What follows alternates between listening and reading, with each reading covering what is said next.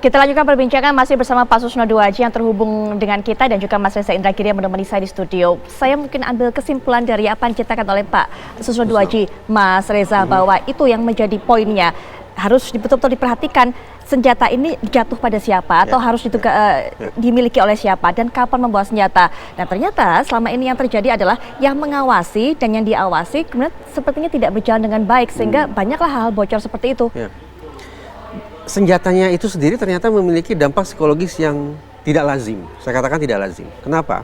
Begini Mbak Putri, ketika kita bicara perilaku manusia, kita terikat pada hukum kausal, niat pasti mendahului perilaku. Niat pasti mendahului perilaku. Tapi hukum semacam itu tidak berlaku ketika kita bicara tentang orang yang pegang senjata. Senjata di tangan, senjata di pinggang, intinya senjata yang ada di diri kita itu bisa sedemikian kuat mempengaruhi kita untuk sewaktu-waktu menggunakan senjata itu tanpa didahului niat. Mbak Putri masih ingat tidak, beberapa tahun silam ada seorang komedian yang tak ada angin tak ada hujan tiba-tiba meletuskan senjatanya. Saya ingat betul. Nah, itulah contoh nyata betapa sekali lagi senjata itu bisa berefek sedemikian hebat sehingga orang yang memegangnya berperilaku sedemikian impulsif. Nah, sekarang kita bayangkan senjata yang bisa memunculkan perilaku impulsif berada pada diri personil atau oknum yang kepribadiannya tadi saya katakan John Wayne syndrome. Betul. Arogansinya luar biasa, overconfidence ekstrim. Maka jadinya apa? Akibat yang akan muncul bisa jadi sangat-sangat destruktif. Baik terhadap dirinya sendiri maupun terhadap diri masyarakat sipil. Nah, dengan demikian konsekuensinya cermatan, pemantauan, pemeliharaan terhadap kesehatan psikologis personil adalah mutlak adanya. Semakin genting situasi, semakin berat kasus yang ditangani, barangkali pemeriksaan psikologis juga harus dilakukan lebih sering lagi. Pak Susno, seharusnya siapa saja yang bertanggung jawab dalam hal ini atau dalam kasus ini? Selain tentunya pelaku yang menembakkan senjatanya.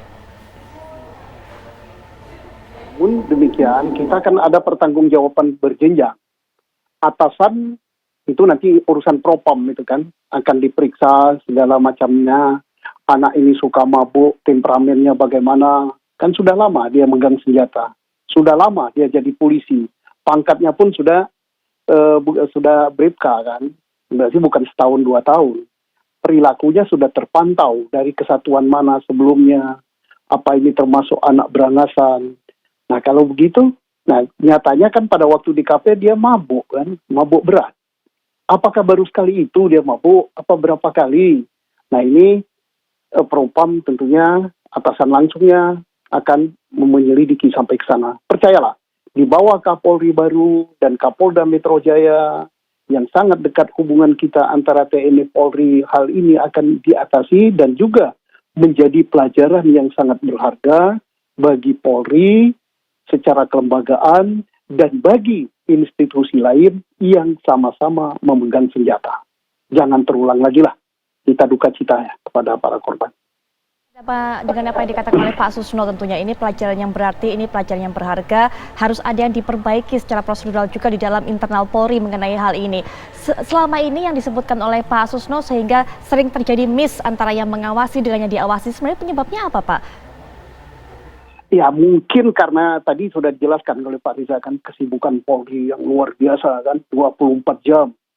Termasuk sekarang dapat tugas yang tambahan tapi lebih berat lagi masalah COVID ini kan. Nah, senjata itu harus dikumpulkan di gudang manakala tidak dalam bertugas. Nah, siapa yang ngawasi sehari-hari? Mungkin seminggu 2 minggu insidental diawasi, tapi secara rutin apakah itu dilakukan pengawasan apa tidak?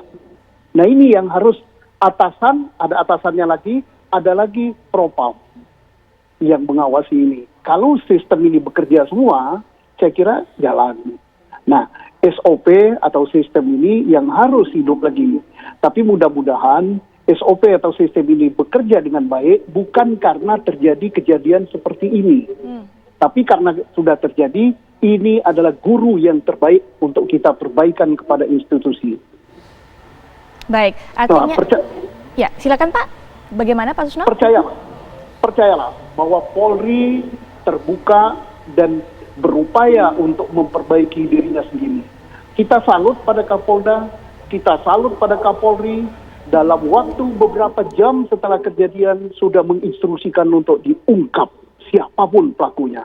Ini suatu keterbukaan yang luar biasa. Baik, ada sistem tapi juga sistemnya harus diperbaiki dan juga siapa yang melaksanakan sistem tersebut juga harus mengoreksi diri dengan adanya kejadian ini. Ini sebenarnya bukan hanya ada di Cengkareng, Jakarta Barat peristiwa seperti ini, tapi kita juga akan lihat, saya akan ajak pemirsa Pak Susno juga Mas Reza untuk melihat apa yang terjadi ini di Medan, di mana dua wanita muda warga kota Medan, Sumatera Utara ini diduga menjadi korban pembunuhan seorang oknum polisi berpangkat Aibda.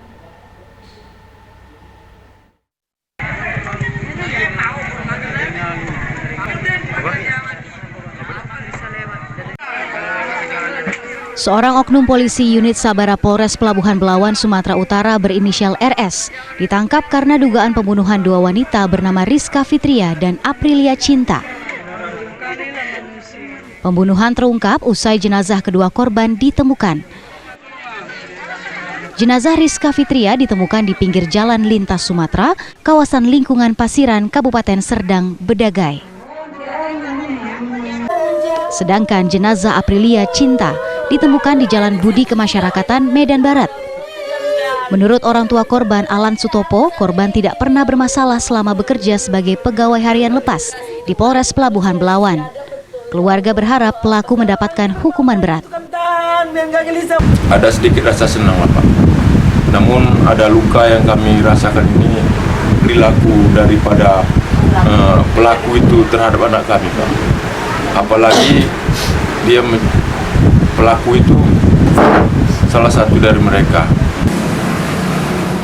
Polres Pelabuhan Belawan mendalami kasus pembunuhan ini dan berusaha menyelesaikan sesuai hukum yang berlaku.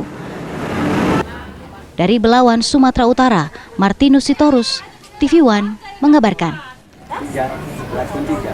Kita memang masih harus mencari informasi lebih dalam lagi, Mas Reza, harus menggali info lebih dalam lagi mengenai kasus ini. Tapi setidaknya dari apa yang informasi terbatas yang sempat kita dengarkan, pendapat Anda, Mas Reza? Bagi saya, ini tidak cukup hanya kemudian dipotret sebagai oke, ada oknum polisi yang menyalahgunakan narkoba terlibat kasus ini. Membunuh ini, membunuh itu, tidak cukup. Tapi yang ingin saya katakan, harus dilakukan pengecekan ulang, diaudit ulang, kerja-kerja yang dilakukan oleh yang bersangkutan selama ini. Bayangkan bahwa ada personel atau oknum personel polisi yang bekerja di bawah pengaruh narkoba maupun miras dan menangani sekian banyak kasus pidana. Ketika yang bersangkutan berada di bawah pengaruh narkoba atau miras, ada tidak kemungkinan penyimpangan dalam penanganan kasus itu?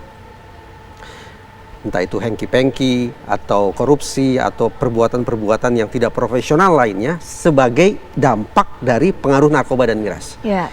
Dengan demikian sangat penting bagi otoritas penegakan hukum untuk mengecek, silakan cek kertas-kertas kerjanya. Baik. Cek ulang disposisinya, cek ulang instruksinya, cek ulang perjalanan ke lapangannya untuk memastikan bahwa kerja pelayanan masyarakat dan penegakan hukum betul-betul bisa dipastikan tetap berada di koridor yang semestinya. Bukan kerja pelayanan masyarakat dan kerja penegakan hukum yang menyimpang ke sana kemari dikarenakan adanya pengaruh zat-zat terlarang itu tadi. Baik, salah satu hal yang kemudian dilakukan atau akan dilakukan oleh pihak Polri untuk bisa menghindari hal seperti ini terjadi kembali adalah katanya pihak polisian ini atau para polisi ini tidak boleh masuk ke tempat hiburan dan juga tidak boleh minum minuman keras. Tapi apakah kemudian hal seperti ini efektif? Nanti kita akan minta komentar dari Pak Susno dan juga Mas Reza Indragiri. Tapi setelah kita akan menyaksikan kabar terkini berikut ini. Kita akan kembali lanjutkan perbincangan. Pak Susno menyambung pertanyaan yang sempat saya sampaikan tadi, Pak Susno. Pihak Polri kemudian sudah mengatakan kalau supaya tidak terjadi hal seperti ini lagi, kami akan larang anggota kepolisian untuk masuk tempat hiburan dan juga minum minuman keras. Pendapatnya Pak Susno mengenai hal ini? Begini Mbak Putri, bukan akan sebenarnya. Sudah lama instruksi itu ada bahwa anggota Polri yang tidak berdinas untuk ke tempat itu, untuk memang ke tempat-tempat hiburan, klub malam, ke tempat-tempat kafe itu dilarang. Siapapun, kecuali yang sedang diberi tugas. Nah, persoalannya kenapa terjadi sudah dilarang? Ya tadi dijelaskan oleh Pak Riza tadi. Pertama, manusianya.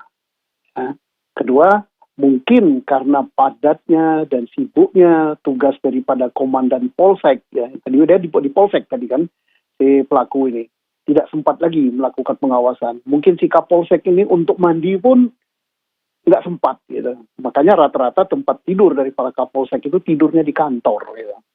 Nah, jadi Kapolri dan pimpinan-pimpinan Polri baik Kapolda lagi berupaya mencari metode yang terbagus untuk melakukan pengawasan.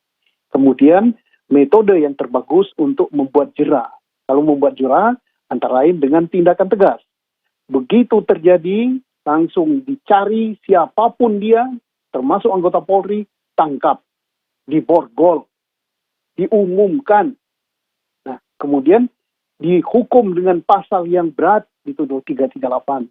Dan so pasti itu nanti kalau terbukti dipecat. Nah, ini jadi pelajaran untuk anggota Polri pangkat apapun di seluruh Indonesia. Dan termasuk tadi ditayangkan kejadian Medan. Itu untuk pelajaran juga bagi institusi Polri pada level apapun. Tadi pelakunya kalau tidak salah Sabara. Nah, Sabara ini sangat selektif yang memakai senjata. Kalaupun dia dalam keadaan tidak tugas, senjata itu harus ditempatkan di tempat penyimpanan di kesatuan masing-masing.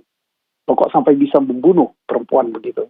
Jadi ini pelajaran yang paling bagus untuk siapapun di seluruh Polri.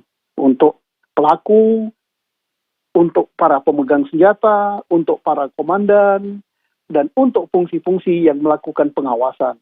Seperti fungsi propa, fungsi lain-lain. Pelajaran terbagus sekali.